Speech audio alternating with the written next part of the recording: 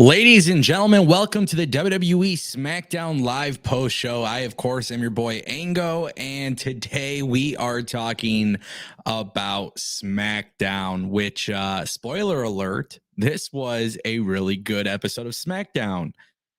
I ended tonight's episode in a lot better positive feeling than I did last week, which is obviously pretty exciting, but you guys know how these post shows go. We're going to talk a little bit about the episode that we just watched and some of the things that are transpiring on TV. And then, of course, I'll read your guys' super chats, your comments, and everything like that. A lot of great things to discuss. But Titus here had dropped a very nice super chat, very generous super chat, $49.99. And I think this is great. A lot of stuff to discuss. Titus says, "What's up, Ango? I support your videos. Do you think I had an idea for a match? But it feels like WWE is going in that direction. The Bloodline versus the Babyfaces, Roman, Rock, Solo, Jimmy versus Cody, Seth, Randy, and someone. Do you think Jay and Naomi will join?" Yeah, this is about to become one of the biggest things in WWE history. It is very clear that WWE has some very aggressive and large plans for WWE WrestleMania 40, but this also goes beyond WrestleMania 40. So Titus, the way that I kind of see it going down, and coincidentally, this super chat came at the right time because I actually want to speak about what transpired tonight on SmackDown, which was Triple H. He kicks off SmackDown and he says, "I don't care where you sit at, know your role." He was taking shots at The Rock. I mean, basically what Triple H did tonight was start a war with The Rock, the Bloodline. Even later on SmackDown, Paul Heyman was backstage. Braun Breaker was trying to talk to Triple H about where he should sign. Paul Heyman interrupts and he says next week The Rock and Roman Reigns will be on SmackDown. So I think this is going to go into a very large direction in terms of layers, right? Believe it or not, and I hate saying this, and I think people might disagree with me here, but maybe Cody doesn't finish the story at WrestleMania. Maybe this is something that they prolong into, sometime later after Roman passes Hogan's thing. I don't know. To me, it just seems it seems like a very interesting story. I personally don't think that should happen. I think Cody should win the belt at Mania, and then they could continue telling this Bloodline storyline. But Triple H essentially started a war with The Rock and Roman Reigns. And I think we're going to see a very inner WWE Civil War storyline. I think it started with the press conference, obviously with the whole notion that Nick Khan had brought in The Rock. That's kind of his tie-in to the board. I also think to a certain extent, Triple H is playing this baby face and he's revisiting a fiery feud that he had with Triple H, or between Triple H and The Rock years ago. It seems like they're revisiting that. Obviously, they have history there.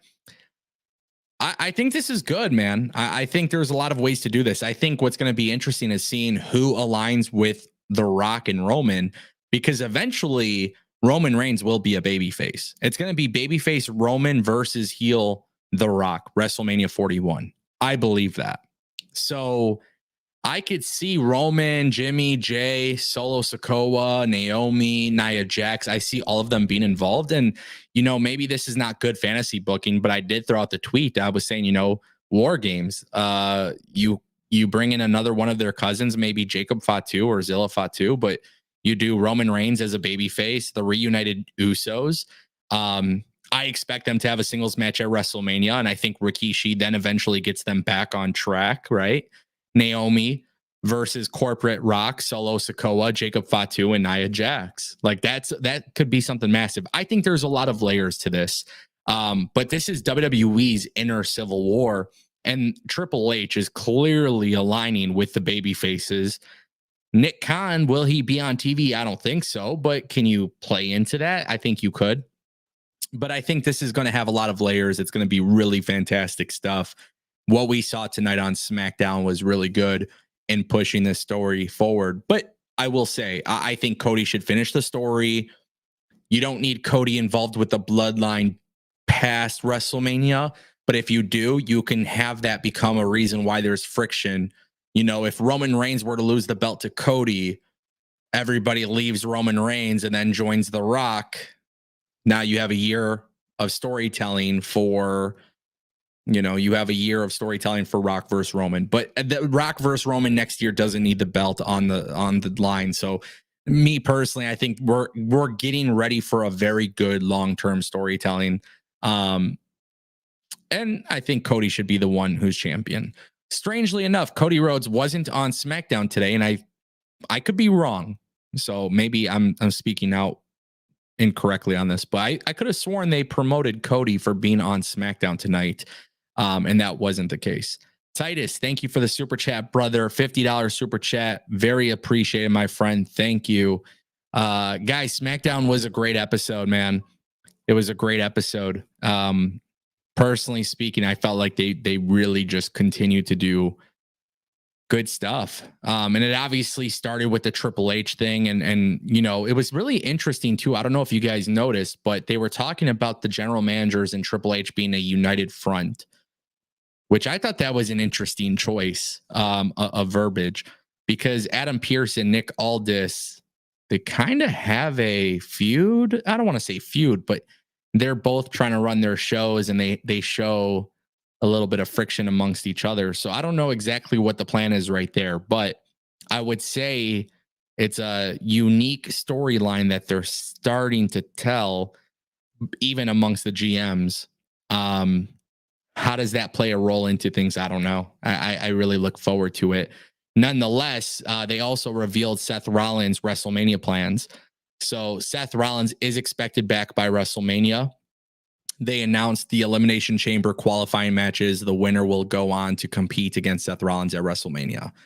And we actually got 2 qualifying matches tonight. We got a couple segments leading for next week. So WWE is already planning ahead. Raw and SmackDown are already planned. Matches have been announced. But the first match, obviously, in the qualifiers was Drew McIntyre versus AJ Styles. LA Knight was on commentary. And I like this, man. It's one of those times where nobody would be impacted by the loss, but AJ Styles obviously lost because of LA Knight, which I thought was a really good choice, because I think Elimination Chamber, we're going to see a triple threat match for the US title. So Logan Paul, AJ Styles, LA Knight for the US title. I think AJ is the reason why LA Knight loses at Elimination Chamber. Eventually it gets to LA Knight versus Logan Paul at WrestleMania, and that way he's able to become the US champion at the pay-per-view. But yeah, Drew McIntyre beats AJ Styles. Drew McIntyre is still on fire.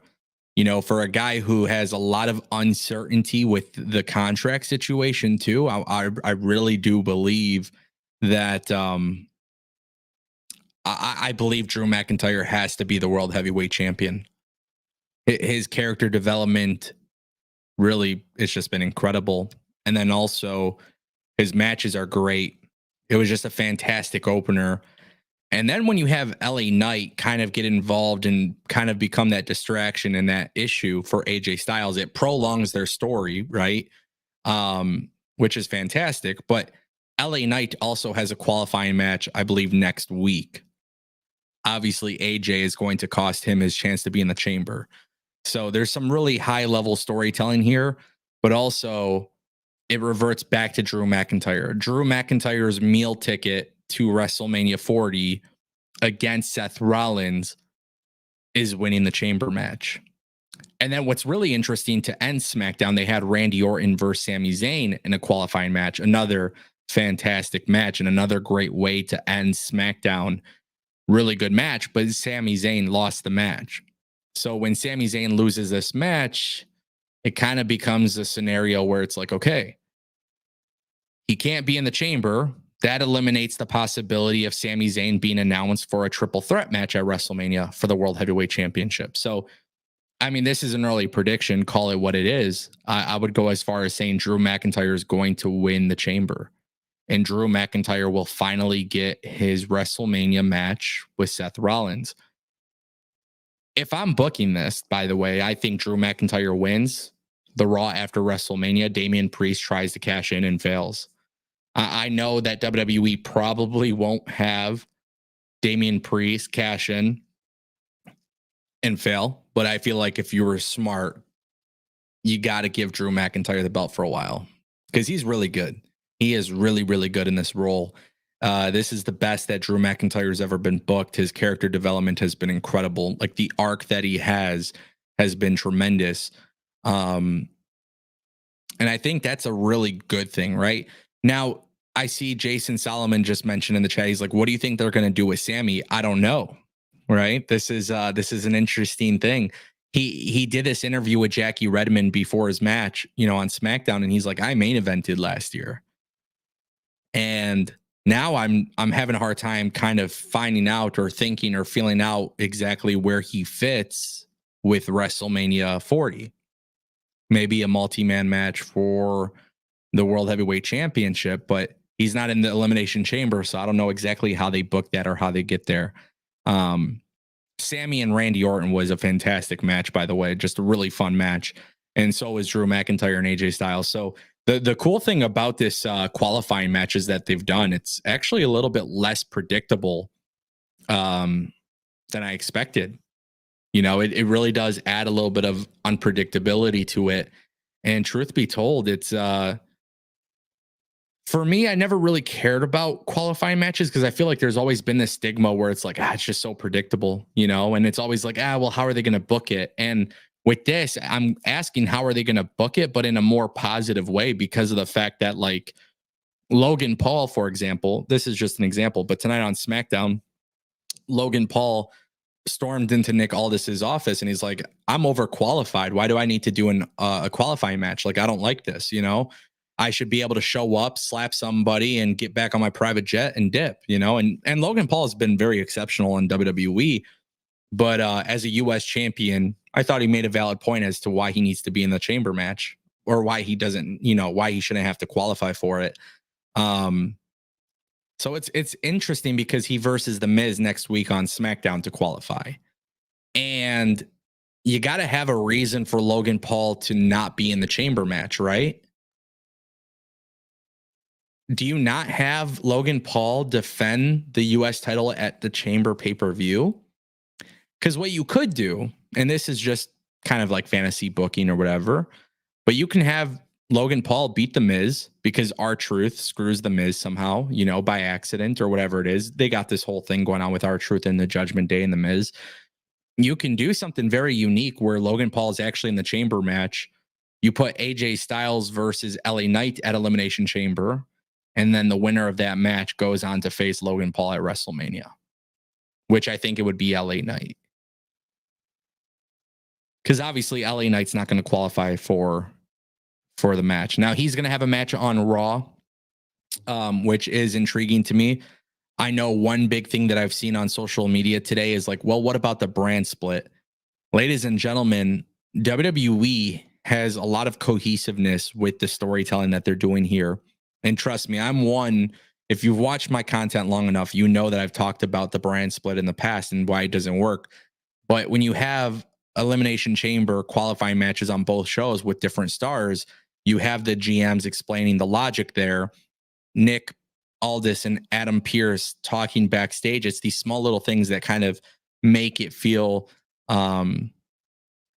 they make it feel a lot more logical, Now, somebody did ask me too. They're like, hey, they're like, why are WWE SmackDown stars going up against Raw stars for the World Heavyweight Championship?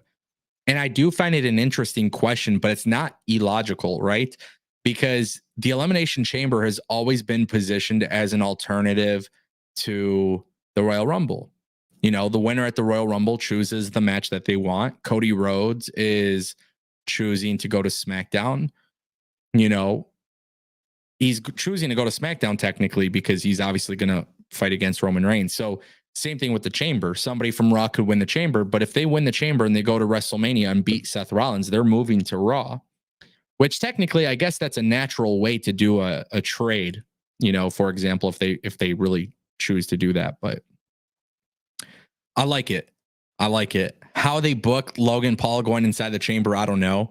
But it does make a lot of sense for Logan Paul to be in the chamber. Whether you like him or hate him, guys, he is a fantastic performer. He's a great seller. He is really awesome in the ring. He gets the character aspect down.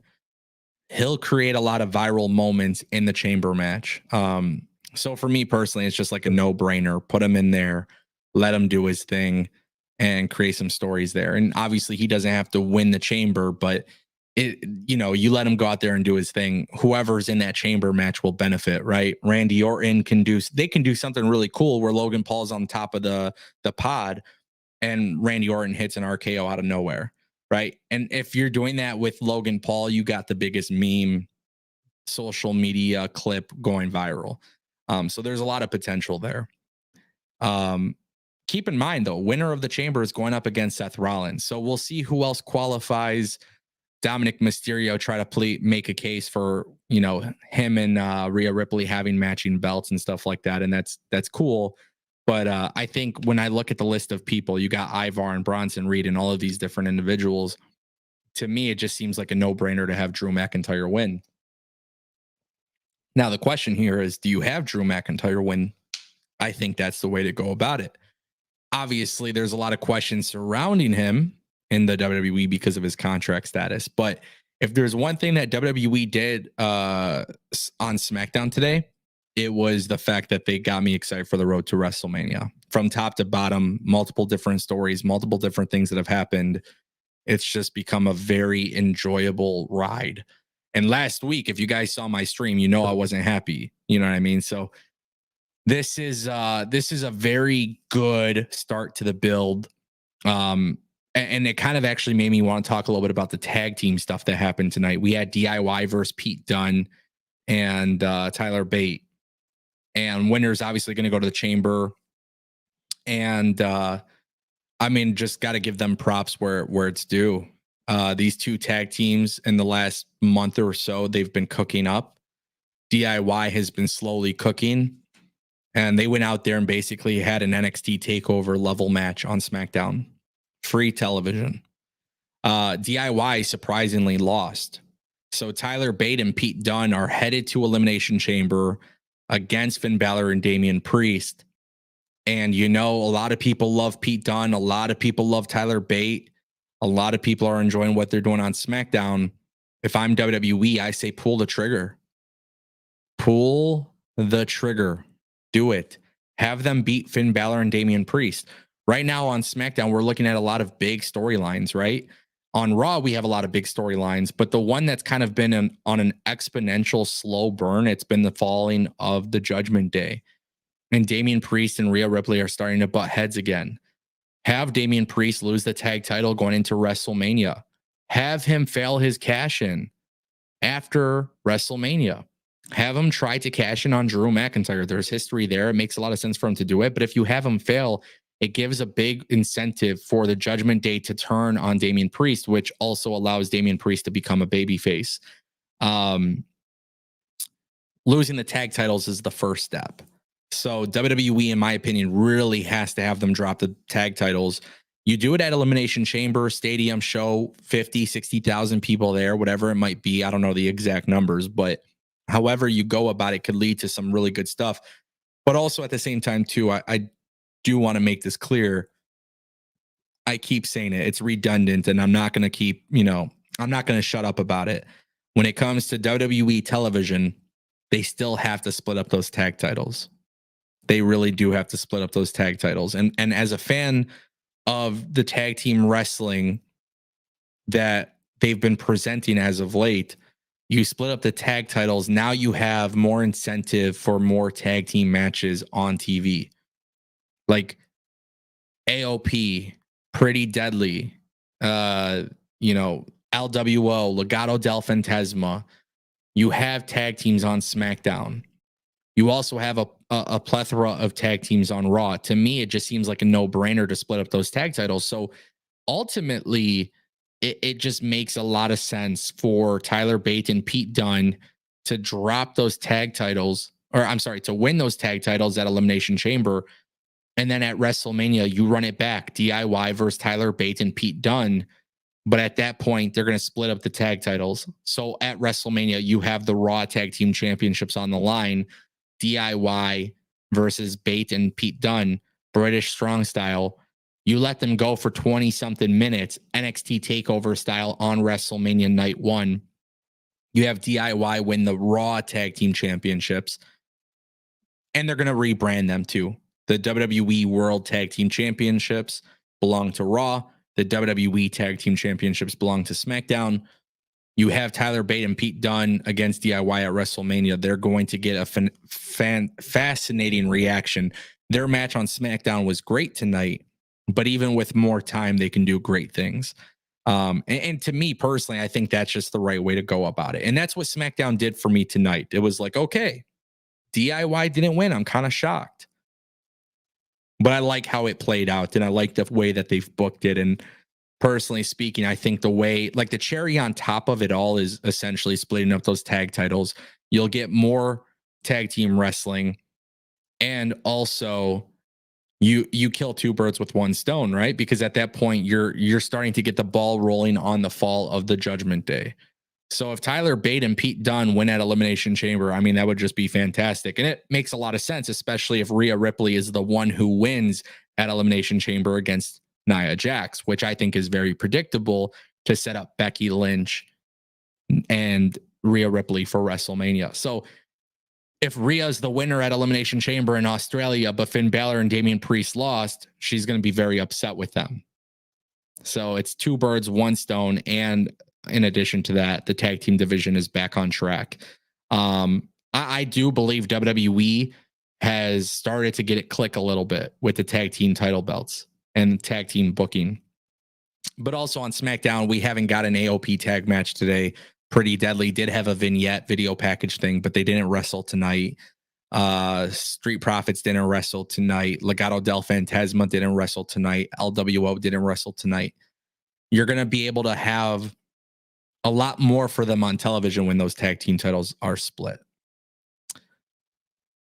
I did see some people in the chat ask about Bayley. Fantastic stuff tonight by the WWE in regards to Bayley. One of my favorite segments of tonight, actually, for those who may have missed it, Bayley came out and she's a babyface and just being logical, very logical about it. You know, she's been paying attention and seeing how they react. And it was funny because Dakota Kai came out, and that was the thing we were talking about last week, was like, okay, well, what do we think happens with Dakota Kai? Because she wasn't there last week. I love this. Dakota Kai says she didn't know. She was at the doctor's because of the injury, you know, and I like the reasoning that they had here. Damage Control comes out.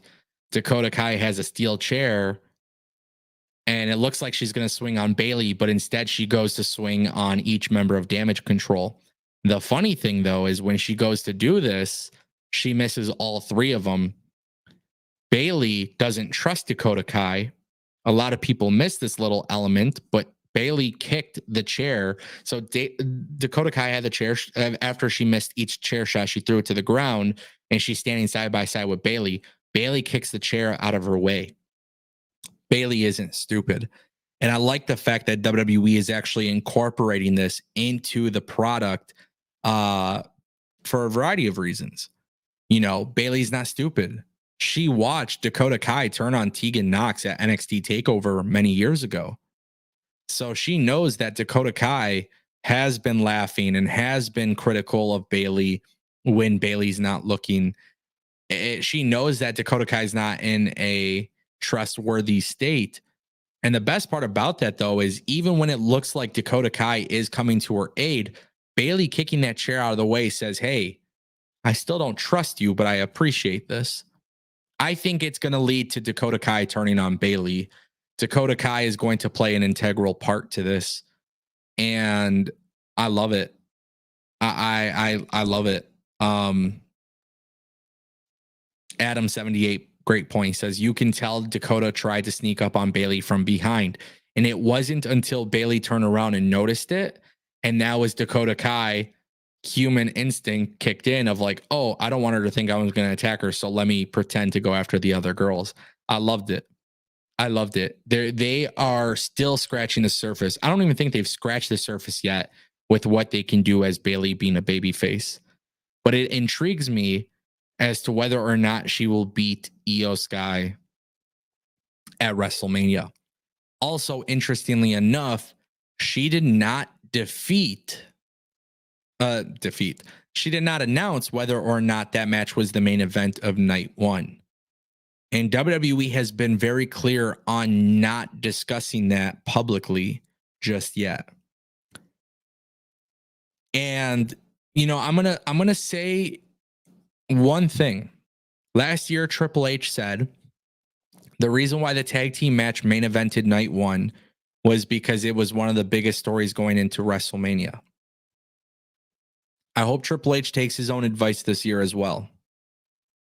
I hope he stands by what he said last year and says it this year, because of the fact that Bayley and Io Sky has been over a 1 year long storyline. It should main event night one. It really should. And the thing is with Seth Rollins, I know he's the world heavyweight champion and stuff. And him and Drew McIntyre obviously have a great storyline, and we'll see how that chamber works out. But if you're looking at a more impactful storyline, this is obviously on the same. I'm not talking about popularity or anything like that. I'm talking about in terms of quality and long-term slow burn. This was on the par with the Dominic Mysterio, Rey Mysterio feud. Same thing with the Bloodline thing last year. So if I'm WWE, I put Bayley and Io Sky night one main event. However, who knows what the hell's happening with Rock, Seth, Cody, and Roman.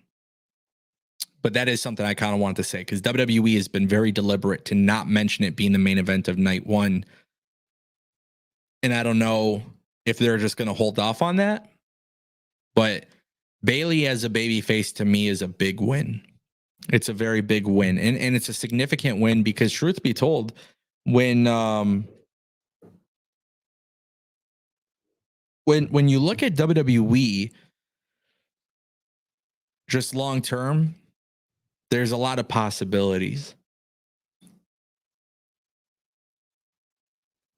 I look at Bayley as somebody who, after WrestleMania, the story continues. I think whatever happens to Cody, the story doesn't. For Cody's part. Maybe it does, but I don't know. And then obviously for Seth, if he drops the belt at WrestleMania, there's always more for him to do. So I kind of want to factor that in. Also on SmackDown, Bianca Belair and Michin had a match for a qualifying. Bianca Belair won. Fine match. It is what it is what it was. Not really complaining about it or praising it. It was just whatever. For no other reason. Like, I thought they were good, right? It has nothing to do with that. It has to do with the fact that really I'm kind of like not sure what they're doing with Mia Yim. Like, she comes out with the OC, but the OC is not really doing much on television right now, right? The OC doesn't stay with her ringside. She goes out there. She loses to Bianca. Obviously, Bianca should be in the chamber match. I think that's a hard choice, by the way, to make between two of them, because they both technically, in my opinion, should be in the chamber match. But if you're picking one or the other, I'm not stupid. I understand why you're picking Bianca, in terms of name value, and credibility, right? There's a lot more credibility for Bianca, who's been more established on TV, versus Michin. But it was a fine match, right? I look forward to kind of seeing what they do after Elimination Chamber for Bianca Belair. And I think a lot of this really has to do with they don't have a major story for her going into WrestleMania. And I don't know what WWE's plan is, but there's been rumors that Jade and Bianca will happen at WrestleMania 40.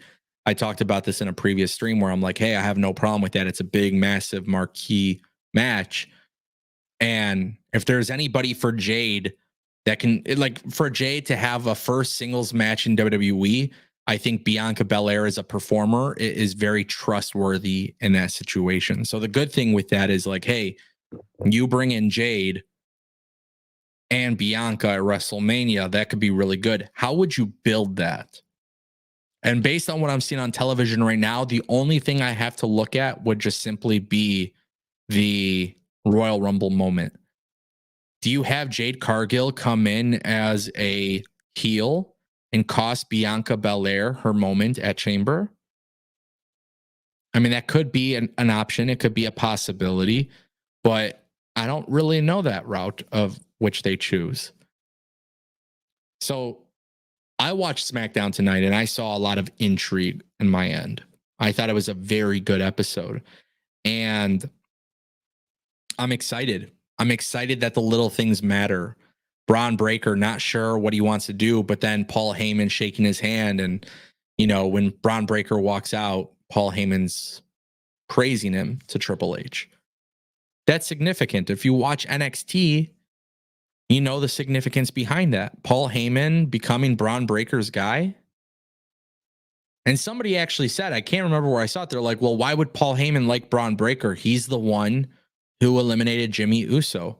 Guys, we're talking about the wise man, Paul Heyman. Paul Heyman knows things are about to implode with the bloodline. Right now, WWE's in the very, very early stage of setting the tone that Braun Breaker eventually, later on down the line, will be a Paul Heyman guy. And Paul Heyman right now is taking notice of that. You think he gives a shit about Jimmy Uso versus Braun Breaker? Paul Heyman is literally thinking about what he needs to do when all of this implodes because he's the wise man. So I like that. Honestly, I thought it was great. Like these little things that happen on TV actually have a really big impact for something later on down the line. That's how I watch wrestling. If you're one of those people, you don't like the melodramatic storytelling, you don't care about the talk segments and stuff like that, that's cool. I'm not saying you have to enjoy that. But what I'm saying is I do. I watch wrestling like I watch sports and like I watch Netflix. So in terms of sports, right, I have my favorite teams, which in wrestling, I have my favorite wrestlers. Then like watching Netflix or like TV series and stuff, I pay attention to storylines. And sometimes storylines are very predictable and sometimes they're not. And sometimes you get swerved. And that's the beauty of why I enjoy WWE. Has it always been this good? No, I don't think so. I think WWE has been very good as of late. I would say in the last year and a half, we're seeing a whole different company. In the last month, we've seen a whole different company. Is it perfect? Absolutely not. But tonight's SmackDown continues the trend of having quality TV every single week where the little things matter. And I appreciate that. I appreciate the fact that going into Elimination Chamber, these qualifying matches feel like a big deal. I appreciate the fact that even without Roman Reigns or The Rock, it still feels like a big episode. I can't imagine what it's going to look like when Cody Rhodes wins the belt eventually, whenever it happens, WrestleMania 40 or WrestleMania 60. I don't know, but I look forward to the day when Roman Reigns isn't holding that belt captive. Because right now, what's helping WWE in terms of storytelling is the fact that Roman isn't on TV every day as a full-time champion. So how will they do with Cody on TV every week? I don't know. Historically speaking, once the babyface hero wins the belt, everything after kind of sucks. That's why I think I'm a little bit more intrigued on that as well. Very interesting stuff right there, obviously, going back to the Triple H stuff too. But we will follow up, obviously, on a grander scale next week because Rock and Roman will be on the show. So I'm really, really happy about that. Now, I feel like one thing that WWE has gotten really good with too, and this is my praise for WWE more on a backstage side of things, but there would be a lot of times where things are advertised for weeks and then matches are changed or pulled or whatever. You know, WWE is announcing matches ahead of time and they're committed to it. So it seems like they're very focused on what they're trying to do and how they go about it, which I do appreciate that, because there would be a lot of times watching Raw or SmackDown under the previous regime where you'd be watching a show And it's like, well, this is going to happen next week, and then it doesn't happen next week, you know?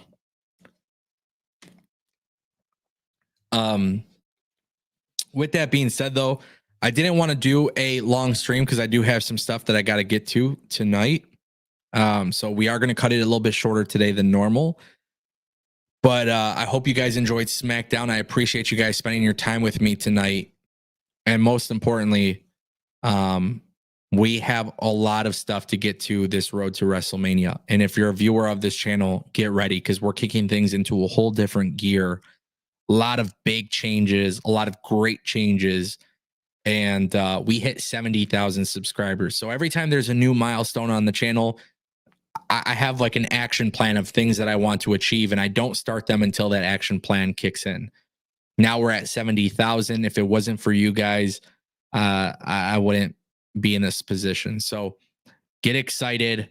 We're going to play this one a little bit short. But with that being said, ladies and gentlemen, I appreciate you for coming through, and I appreciate you for spending your time with me. I hope you all have a great weekend. Stay tuned, and you're not going to want to miss what happens next. Ladies and gentlemen, this is The Angle Show. I'll see you next time.